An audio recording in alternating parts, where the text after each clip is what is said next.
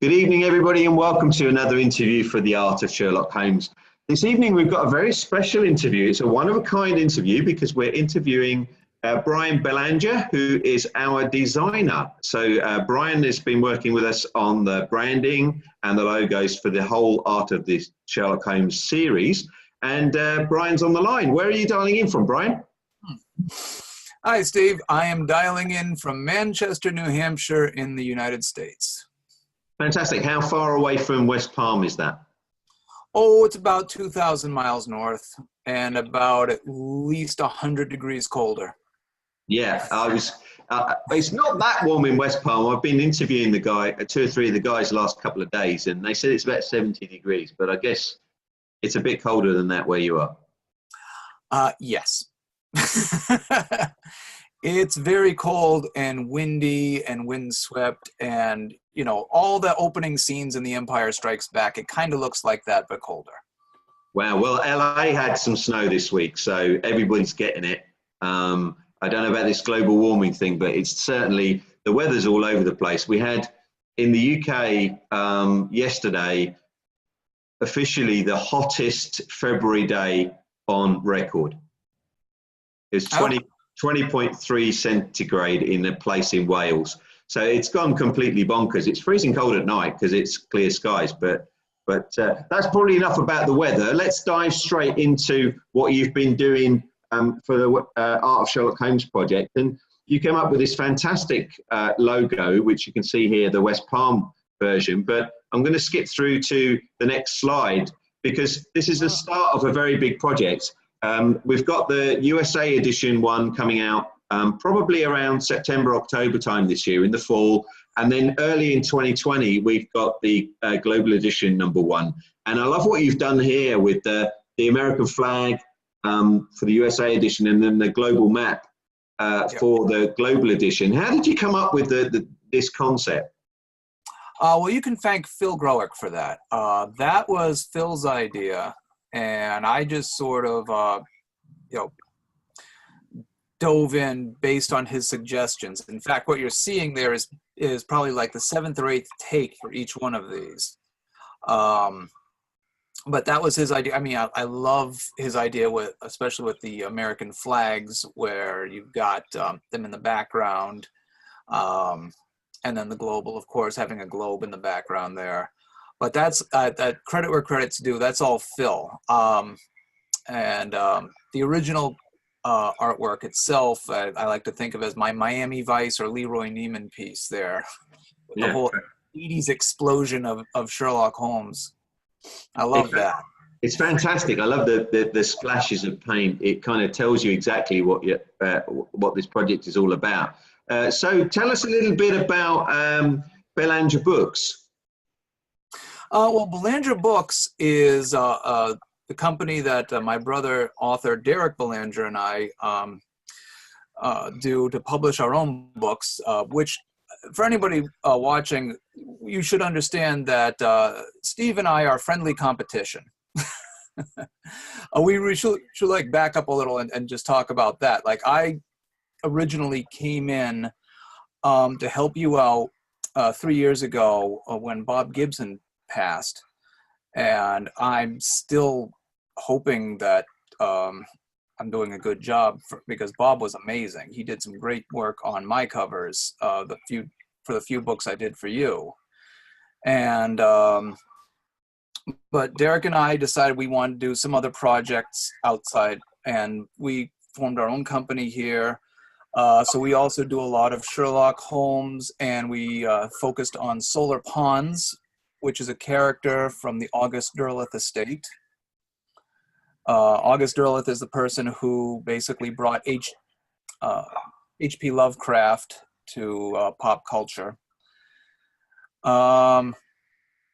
But my brother is the writer and I'm the artist, is the very basic way to put it. Derek writes the stories, I illustrate them, I do pen and ink cartooning, illustration, I do book cover design. And I've done an awful lot of covers for you at this point. Yeah, absolutely have. And you don't have to worry at all. You do a fantastic job. And let's take a look at some of those covers. on the left-hand side here is probably our best-selling book of all time in terms of Sherlock Holmes, which is from the wonderful Richard Ryan. It's his first novel, The Vatican Cameos, and he's had two since, Stone of Destiny and Druid of Death. And I was on Messenger with him earlier today, and his new book, book 4, is almost ready for me to get my grubby hands on, and you'll be hearing from him very, very soon for the cover. It's a lovely cover. I really love that cover, and it's gone down very, very well with the fan base too. What inspired you with the Vatican Cameos? Well, that's the papal seal for the Pope in question in the story. And so we have the Sherlock Holmes silhouette in the middle of it. And I played around with the seal a little. I changed some of the things. There used to be a tree in there, and I took that out and I put in the magnifying glass. And I also added the Roman numerals, which add up to 221B. So that's sort of my little in-joke there. Yeah, I'm sure that there isn't a serious Holmes fan that didn't pick that one up for sure. I mean, yeah. They are, after all, fans of the greatest detective. So we find that all of the in-jokes that we stick in everywhere, they seem to pick them all up. I mean, I love this cover not just because of the fact that it's got an amazing quote from Lee Child on it. I'm a huge Jack Reacher fan, and Lee very kindly did a wonderful endorsement for Richard's first book.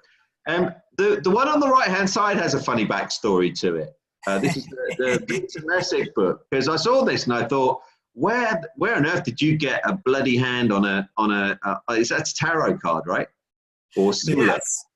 Yes. I had a lot of fun with this cover. I just went crazy on this. I drew that tarot card of the Tower, and I drew Holmes and Watson falling from the tower there, and I printed a copy of it, and then I took a picture of it. That is my hand there laying bloody on the ground next to the tarot card, and that's basically covered with Hershey's chocolate syrup on my living room floor, while my other hand is taking the picture. It's like one of the better pictures that came out, so you don't see my face or the cat or anything. Oh, fantastic! And I had to get that cleaned up before my wife came home. That's fantastic, because it's amazing. It does look like gloopy blood. So that's the secret, is it? Hershey's chocolate sauce. Yes, we just happened to have some in the fridge, and I was like, oh boy, I'm gonna have some fun with this. Great stuff. And if we jump onto these covers,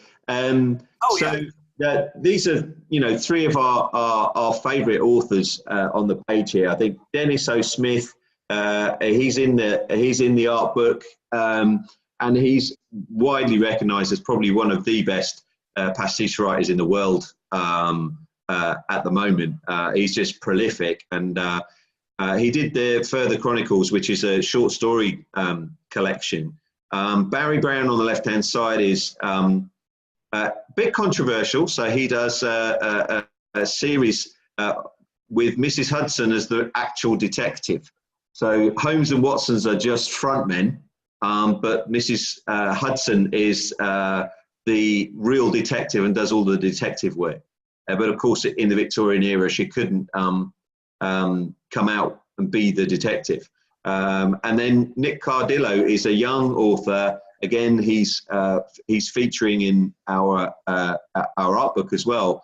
This is his first collection of stories, which has gone down extremely well. Tell us a bit about the three different covers here. Oh, sure.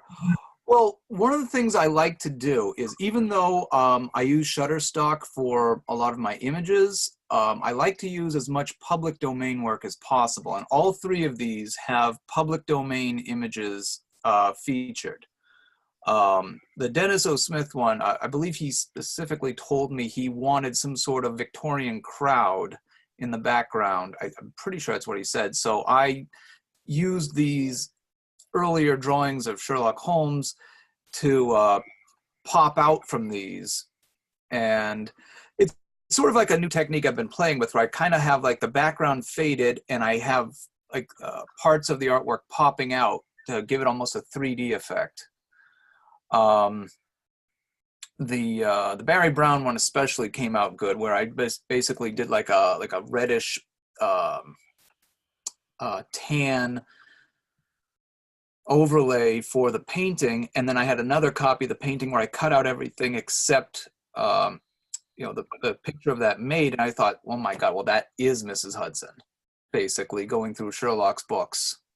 That worked really well because there's a bunch of books in that series, and you're able to switch the background color. I think there's a blue and a green, right. and it made for a very nice series cover. Yep, same thing with Dennis Smith's as well. There are series where it's just, I changed the background color, but otherwise it all remains the same, and it looks really great on your bookshelf. Yeah, and Nick's, what painting is that? Oh God, I don't know.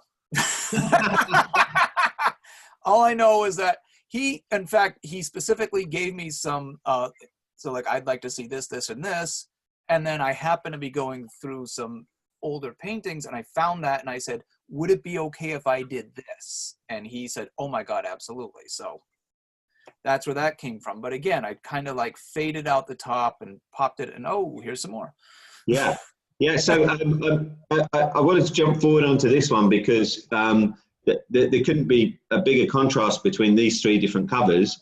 I have to say that the Nine Dragon Sigil cover for Tim Simmons is just gorgeous. I love this one. I think this would make a great poster on a wall. I mean, it's just jumps straight at you.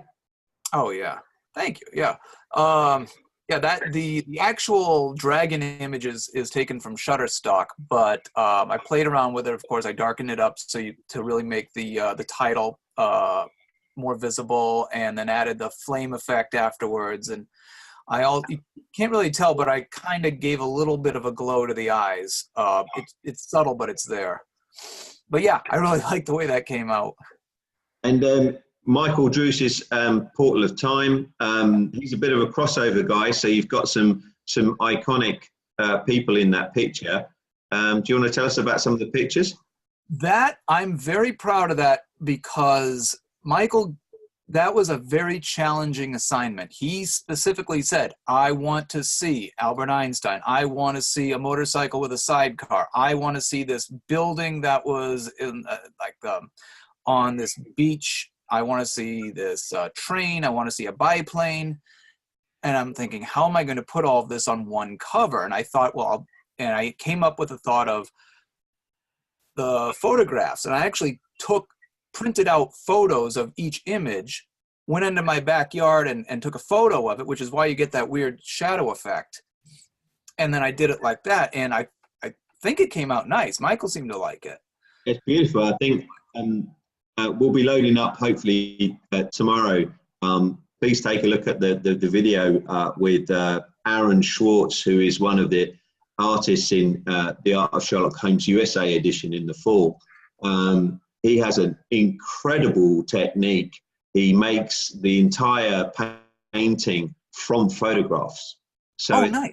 It's a patchwork. So it's hard to describe. And we show one of his pieces of art, which is essentially the American flag, but made up from dozens and dozens and dozens of photographs of money. So he took pictures of money, and then each individual panel is he then uses other techniques to color those black and white kind of photographs. He uses some sort of chemical to bleach out color as well from it as well. Amazing technique. As far as he's aware, he's the only artist doing this in the world. Is it kind of like what Warhol did with the silk screening?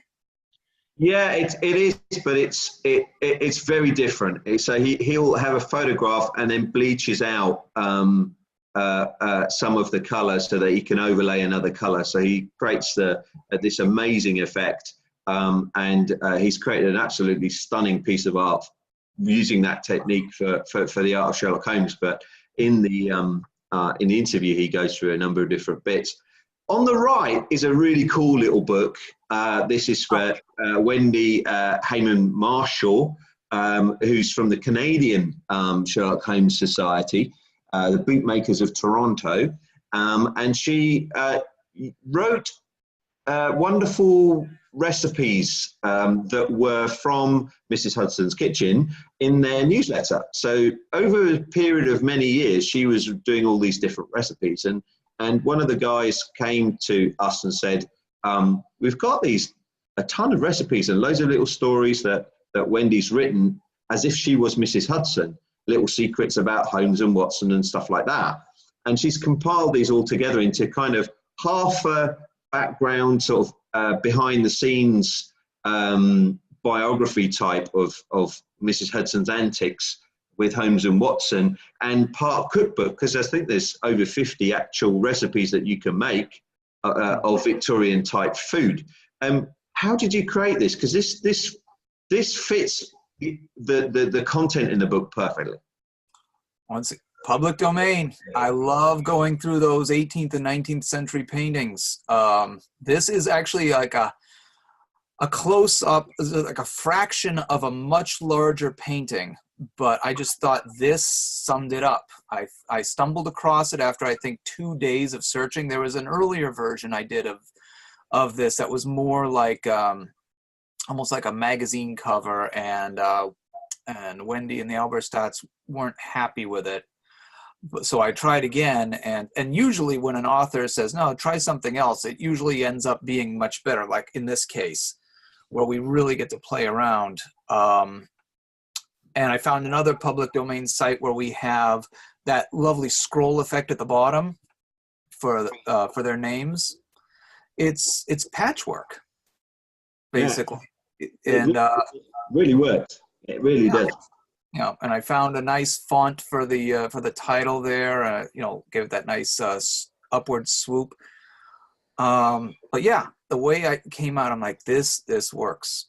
It's one of my favorites. Yeah, it's super fun. And let's go on to the really special project. So we love these covers, and boy, is there a lot of them. I hope this guy coming. I hope, yeah, more coming. 3 more coming in May. So we're up to 12 volumes of the MX Book of New Sherlock Holmes stories. And who's the artist? Because this is all the same. Is it all the same artist in the background? Yes. Grimshaw. David Markham, who edits the series, always selects the cover painting. And it's up to me to figure out what little piece of this much larger painting we use for the cover. And I believe that's David's little silhouette as well that he created of Holmes that's in every one of these. Fantastic. And so for those of you listening that haven't come across this is the world's largest collection of new Sherlock Holmes stories. David Markham came up with this idea to create brand new stories, but very traditional. It's been incredibly well received. We originally planned just 1 book back in 2015. It rapidly turned into 3, and then it's just grown and grown since. The current volumes that are coming out in May, again, we only planned to have 2, but it's mushroomed, and we've ended up with 66 stories, which means it's going to be three volumes. The books have raised over $40,000 for the Stepping Stones School. So Stepping Stones is a school for kids with learning disabilities, which is based at Undershore, Sir Arthur Conan Doyle's former home. And we use Kickstarter as a awareness tool for this. So there'll be a Kickstarter starting in about 10 days time for this project for volumes. I can't believe I'm saying this, but volumes 13. What's really lovely about this and having you involved with this, Brian, is that the reviews have been incredible. So we got special dispensation from Publishers Weekly for us to be able to send them these volumes in when we publish them. And I think it's a new record. We've had 7 starred reviews in a row from Publishers Weekly. So Publishers Weekly is kind of the go-to review site for the publishing industry in the US. And you get a good review or a bad review, but if it's amazing, you get a starred review. And we've had 7 in a row for volume 6 through 12. Excellent. Fantastic. So final bit to mention probably is the Art of Sherlock Holmes, the state of the project at the moment. So West Palm Beach is pretty much complete. We've got the prototypes of the book ready. It's 15 Sherlock Holmes authors meeting 15 artists. Simple concept. The artist creates a beautiful new piece of art from a story. So the book is available for pre-order on all the usual good sites like Amazon, Barnes & Noble, etc. And the art is coming together on the 9th of May at a high-end gallery in West Palm Beach called the Ann Norton Sculpture Gardens. And hopefully, Brian, you'll be able to come down and visit us during the 2 or 3 weeks that the art will be there. I'm looking for it. I'm looking to come down for the weekend of May 18th. And I don't know. You think you ought to show up too? Yeah, I'm coming. Yeah, I've already booked my ticket. I had to explain that to my wife that I was going to disappear off to Miami by myself for the weekend, which she's not overly amused by, but she understands that I've got to get out there to see the art. Now, the reason I'm not going to be there for the opening is that we also have a second event happening on the 25th of May, which is going to be at Undershore, Sir Arthur Conan Doyle's former home. And it's going to be a really special evening. So we've got 4 or 5 big surprises coming, including one of them being that we'll cut across live using Zoom, which is the technology we're using today for this interview, across to the gallery. So we're going to actually be meeting the artists and seeing the art. And that's going to be streamed live on Facebook Live, and there's going to be an opportunity for people to come and participate from wherever they are in the world as well, which is going to be fantastic fun. It's been great talking to you, Brian. Long may the collaboration continue. I'm looking forward to loads more book covers. I think I've got 3 or 4 to send you in the next couple of weeks as well.